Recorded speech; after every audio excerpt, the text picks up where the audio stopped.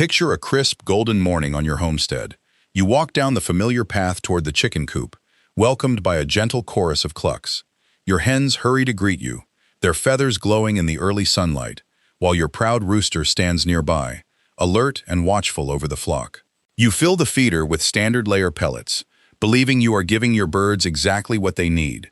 But what if this simple daily act of care carries a hidden risk? What if the bag labeled as the standard choice for laying hens is quietly working against the long-term health of some birds in your backyard flock? Welcome back to Farmyard Care, where we look beyond labels and common habits to understand what our animals truly need. Today, we are questioning one of the most widely accepted feeding practices in backyard poultry care. By examining poultry history, nutrition, and veterinary science, we will answer an important question. Why might layer feed not be the best everyday choice for every chicken in your coop? This discussion is about far more than strong eggshells. It is about moving away from feeding chickens, like short-term production machines, and beginning to care for them as individual animals, with different ages, roles, and nutritional needs. Let's take a closer look at what may really be happening inside your flock. Part 1. The corporate illusion. To understand why standard layer feed may not be the best foundation for a backyard flock, we first need to look at where it came from. Layer feed developed alongside the rise of industrial poultry production in the early 20th century. Before that transformation, chickens spent thousands of years living as active omnivorous foragers, scratching for insects, seeds, grasses, and fresh vegetation. As cities expanded and demand for affordable eggs increased, poultry keeping changed from a natural farming practice into a highly controlled production system. Chickens were moved indoors, while selective breeding focused heavily on one goal: producing as many eggs as possible. The wild red jungle fowl, the ancestor of the modern chicken, laid only around a dozen eggs each year. Many modern laying breeds, however, have been selected to produce close to 300 eggs annually. Just imagine the physical demand that level of production places on a hen's body. To support continuous egg laying, feed manufacturers had to redesign poultry nutrition. Each eggshell contains roughly 2 grams of calcium carbonate. Without a reliable calcium supply, a high-producing hen would quickly drain the mineral reserves stored in her body. This is why commercial layer feeds commonly contain between 3.5% and 4.5% calcium, usually added in the form of finely ground limestone. But calcium was not the only part of the formula shaped by commercial priorities. Feed is often the largest expense in animal production, sometimes representing as much as 70% of the total cost. Protein is also one of the most expensive nutrients in a feed ration. As a result, many standard layer formulas are built around approximately 16% protein, the minimum level considered sufficient to maintain egg production under controlled commercial conditions. Inside a large commercial facility, a hen is usually managed as a production animal rather than a lifelong companion. She is expected to lay heavily during a relatively short production cycle.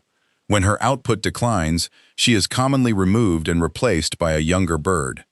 That means her feed is primarily designed to support short-term egg production, not necessarily 8 or 10 years of long-term health. Your backyard chickens are different. They are not replaceable production units. You may hope to care for them through many seasons, allowing them to live 5, 8, or even 10 healthy years. So it is worth asking an important question. Why should a backyard flock be fed according to a system designed for a much shorter industrial production cycle? Part 2. The silent risk for non-layers. In a commercial poultry barn, most birds are highly uniform. They are often the same breed, the same age, and at nearly the same stage of production. A backyard flock is rarely that simple. Your coop may contain laying hens, a mature rooster, older hens that have slowed down or stopped laying, young pullets that have not yet produced their first egg, and perhaps even ducks or other birds sharing the same space. That diversity is one of the joys of backyard poultry keeping. But it can also create a nutritional problem when every bird is expected to eat the same layer feed. The concern is calcium. An actively laying hen may need approximately 3 to 4 grams of calcium each day to form strong eggshells. This is why layer feed can contain as much as 4.5% calcium. A rooster, a growing pullet, or a hen that is no longer laying has a much lower requirement. For these birds, A feed containing roughly 0.8% to 1.2% calcium is generally more appropriate. When non-laying birds regularly consume high-calcium layer feed, they may take in several times more calcium than their bodies require. An actively laying hen has a useful outlet for much of that mineral. She transfers calcium into the eggshell. A rooster, or immature pullet, does not have that same daily demand. Excess minerals must instead be processed and removed through the kidneys. This deserves special attention in young pullets. Some feed bags suggest changing to layer feed at around 16 weeks of age. However, many slow-maturing or heritage breeds may not begin laying until 20, 24, or even 30 weeks. Starting high-calcium feed too early places an unnecessary burden on a young bird whose organs are still developing. Over time, excess mineral intake may contribute to crystal formation and kidney damage, especially when combined with dehydration, disease, poor feed quality, or other nutritional imbalances. The safest time to introduce a layer-level calcium diet is not simply when a bird reaches a certain number of weeks. It should be connected to her actual stage of development and the beginning of egg production. Part 3. Inside the avian kidney. To care for a flock properly, it helps to understand how a bird's body handles minerals and waste. Unlike the compact bean-shaped kidneys found in mammals, a chicken's kidneys are long, paired organs positioned deep within the pelvic structure. They lie along both sides of the spine and are divided into three main sections: the cranial, middle, and caudal divisions. These organs perform essential work. They regulate fluid balance, electrolytes, and blood chemistry while removing metabolic waste, such as uric acid. When a non-laying bird consumes excessive calcium over a long period, the kidneys must work harder to process and eliminate what the body does not need. Under damaging conditions, calcium compounds and urate crystals may begin forming inside the delicate kidney tubules.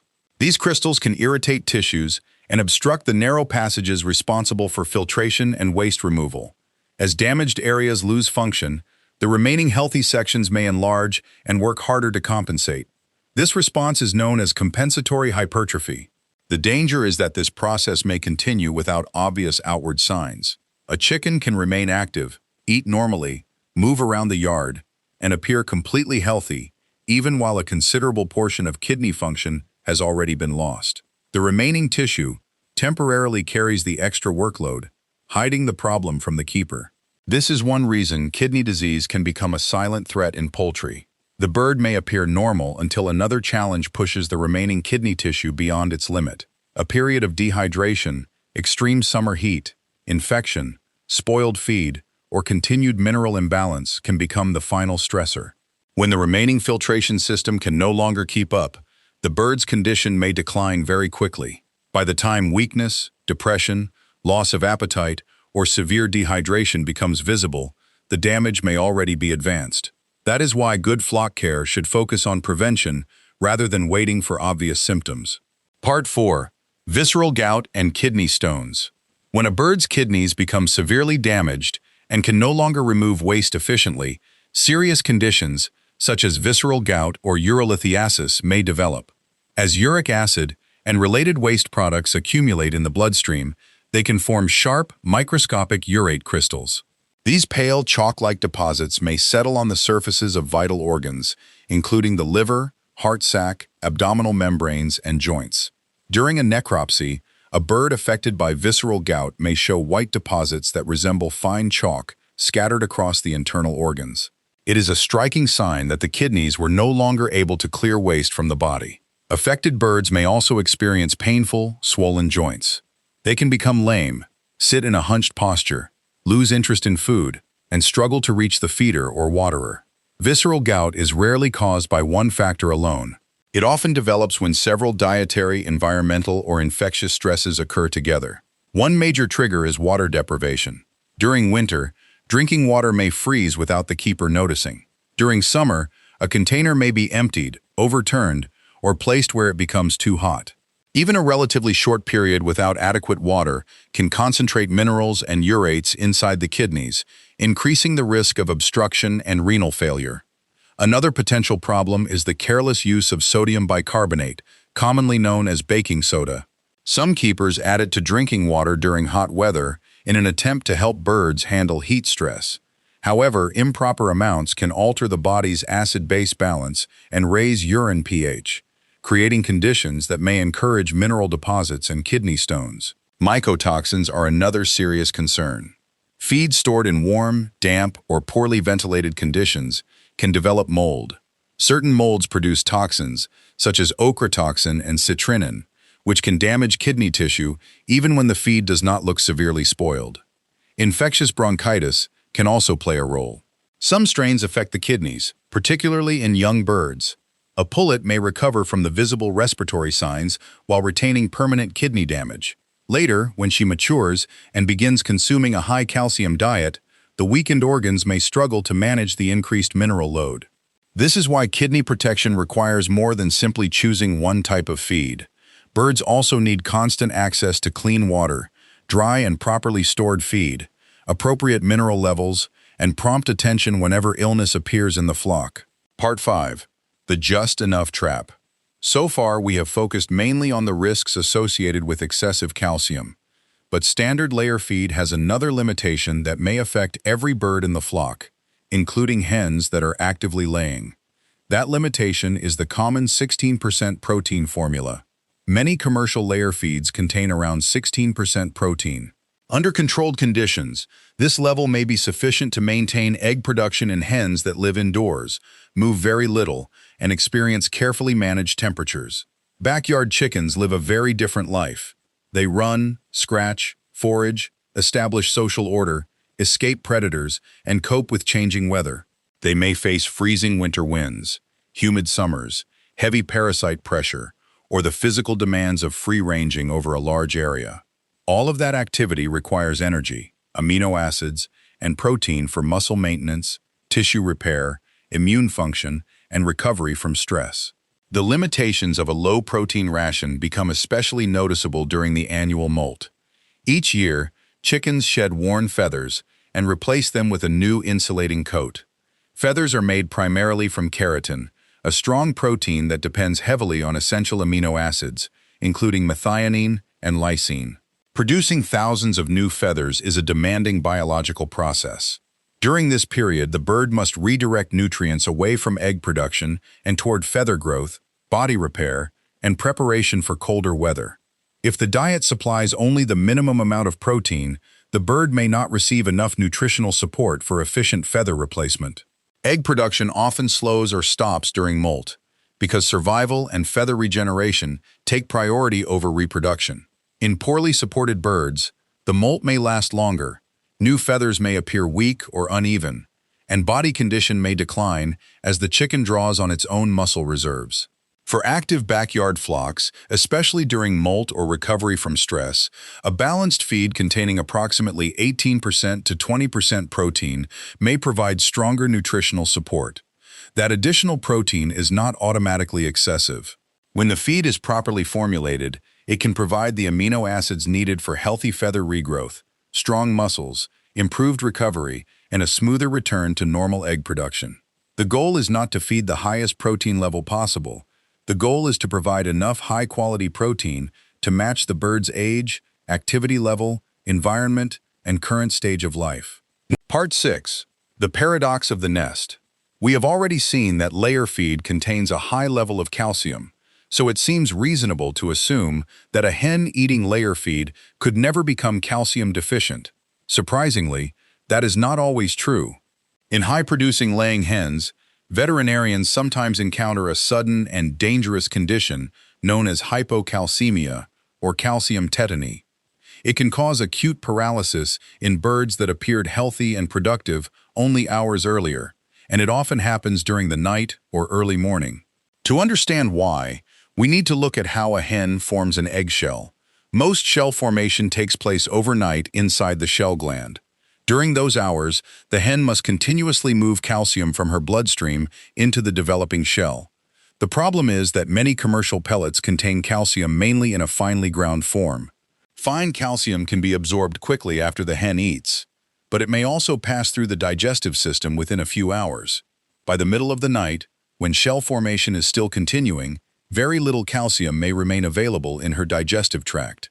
To finish the shell, The hen's body activates an emergency reserve. Hormonal signals cause calcium to be removed from a special type of bone called medullary bone and released into the bloodstream. This system is natural and necessary, but it should not carry the entire burden night after night. If too much calcium is repeatedly withdrawn from the skeleton, the bones gradually lose strength. Over time, they can become thin, brittle, and vulnerable to fractures, leading to serious osteoporosis. If the level of available calcium in the blood falls below a critical point during shell formation, the hen's nerves and muscles can no longer function normally. Calcium is essential for muscle contraction and nerve transmission. Without enough of it, the bird may collapse into calcium tetany.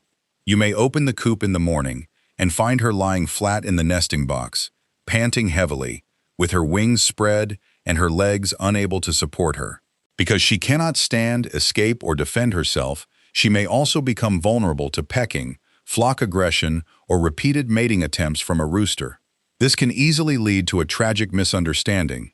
A keeper may find an injured or dead hen near the rooster and assume he attacked her. A healthy, valuable rooster may then be removed or culled, even though the original problem was a sudden metabolic collapse that left the hen defenseless. Another serious concern is sudden death associated with severe nutritional imbalance. A ration may contain plenty of calcium while still being deficient or poorly balanced in phosphorus, potassium, energy, or other essential nutrients. When mineral and energy balance becomes severely disrupted, heart function may be affected. The heart muscle can weaken or enlarge, and fluid may accumulate around the heart.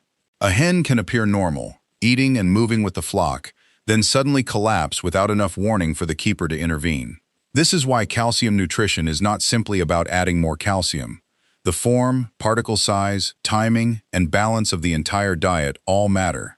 Part 7. The Waterfowl Dilemma. Many homesteaders enjoy raising ducks and chickens together.